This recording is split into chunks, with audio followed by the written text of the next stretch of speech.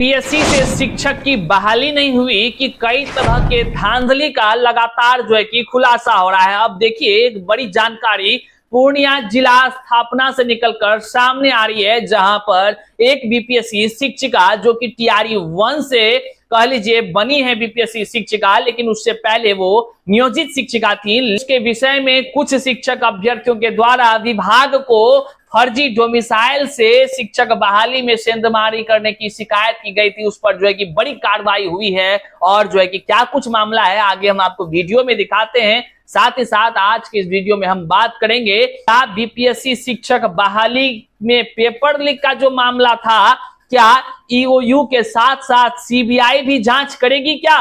क्योंकि सीबीआई अभी नीट परीक्षा पेपर लीक की जांच कर रही है और लगातार जो है कि छापेमारी कर रही है, चाहे झारखंड हो, पटना हो या कह लीजिए देश के अलग अलग क्षेत्रों में छापामारी कर रहे हैं और सीबीआई की तरफ से कई लोगों को हिरासत में लिया जा रहा है। पेपर लीक का जो है कि भांडाफोड़ लगातार हो रही है। तो अब सवाल उठना लाजमी है कि क्या सीबीआई जो है कि नीट एग्जाम पेपर लीक का जो सरगना है उसको पकड़ते पकड़ते बीपीएससी टीआरई 3 पेपर लीक के जो है कि मामले में कहीं खुलासा न कर दे और बड़ा खुलासा न कर दे। क्या सीबीआई जांच करेगी?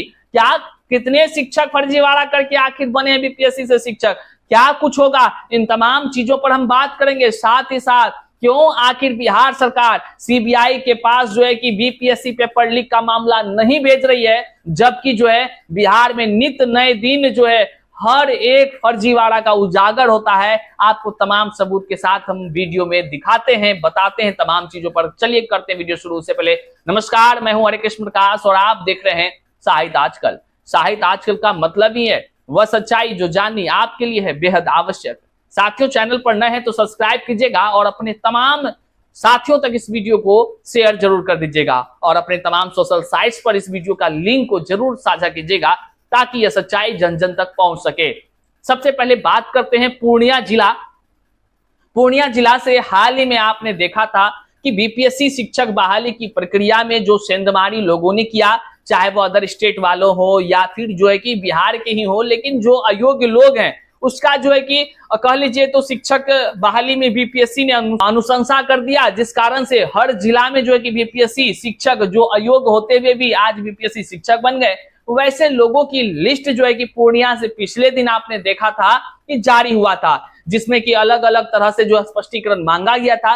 लेकिन आज जो मामला निकलकर सामने आया है, यह कार्यालय जिला शिक्षा पदाधिकारी पूर्णिया के तरफ से लेटर आई है। यह लेटर केवल एक व्यक्ति के लिए है और इस लेटर की क्या कुछ बातें हैं हम आपको बताते चलें कि देखिए हाल ही के दिनों में आप चर्चाओं में सुने होंगे कोमल कुमारी नाम की एक बीपीएससी टीआरई 1 की शिक्षिका है, जिसको लेकर के एक शिक्षक अभ्यर्थी थे, वे लगातार जो है कि मीडिया में आकर कहते थे कि उनका फर्जी डोमिसाइल से नियुक्ति हुआ है, तमाम तरह के आरोप लगाते थे और विभाग को जाकर के जिला स्थापना जाकर के वे पूरा प्रूफ दिखाएं और विभाग के अधिकारियों ने उस प्रूफ पर एक्शन लिया। जो लोग कहते हैं ना कुछ नहीं होता है, तो उसका प्रमाण है। देख लीजिए, शिक्षक अभ्यर्थी को पूरा उसका प्रूफ उनके पास था कि वो फर्जीवाड़ा करके कहीं ना कहीं नियुक्ति ली है। ये शंका था नहीं, बल्कि उसके पास प्रूफ था।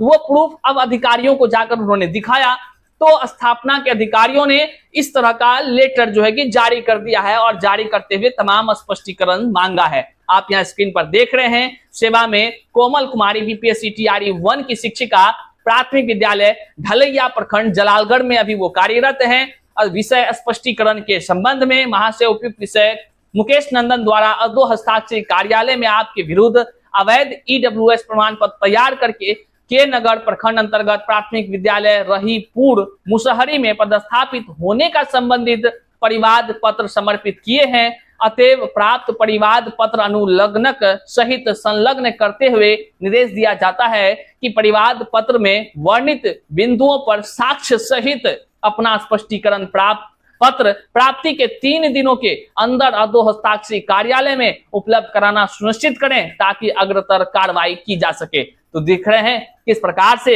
जब लोग सजग होते हैं और जो भी उनको पास शिकायत है वो जाकर कार्यालय को करते हैं, तो कार्यालय भी स्पष्टीकरण जारी करती है और जो है कि जो लोगों के खिलाफ शिकायत आता है उससे भी साक्ष्य मांगते हैं। अब आगे क्या कुछ कार्रवाई होगी क्या ये सच में गलत है या नहीं है, ये तमाम चीजों का जब लेटर निकलेगा तो हम आपको बताएंगे।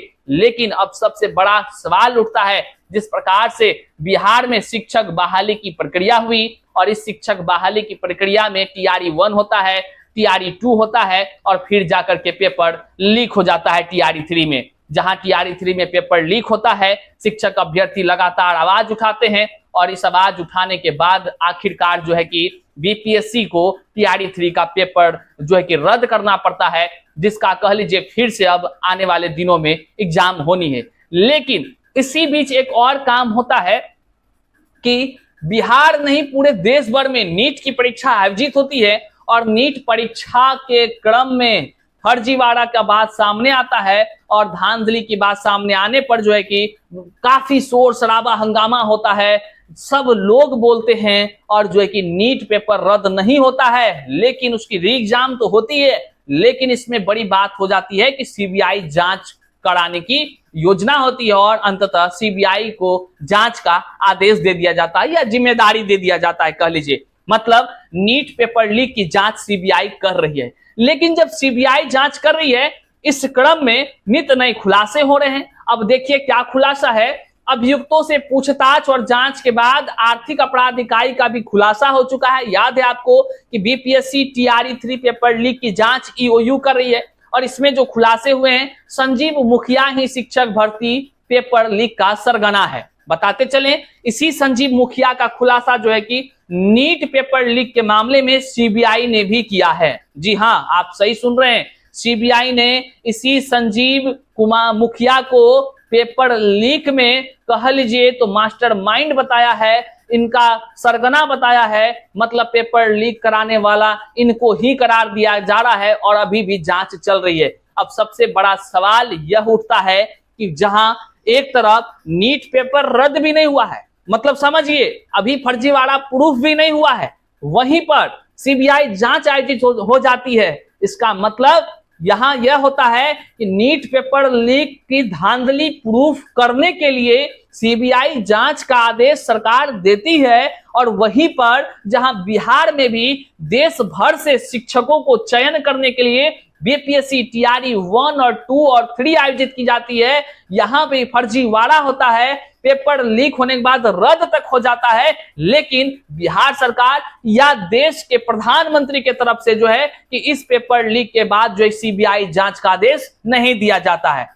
केवल इतना ही नहीं, आखिर क्या वजह रही है ये तो समझने का विषय है। और अब आप ये समझिए, जहां एक तरफ नीट पेपर लीक की जांच सीबीआई कर रही है, उद्भेदन किया जा रहा है और उसके सरगना का तार टीआरई 3 पेपर लीक के सरगना से जुड़ता जा रहा है, वहीं पर बिहार सरकार और यहां पर ईओयू का जो लगातार खुलासा हो रहा है, उसके बावजूद भी बिहार सरकार सीबीआई को यह जांच नहीं सौंप रही है। आखिर क्या वजह है, क्यों बिहार सरकार बीपीएससी टीआरई से जो चयनित शिक्षक हैं उसकी सीबीआई जांच नहीं कराना चाह रही है?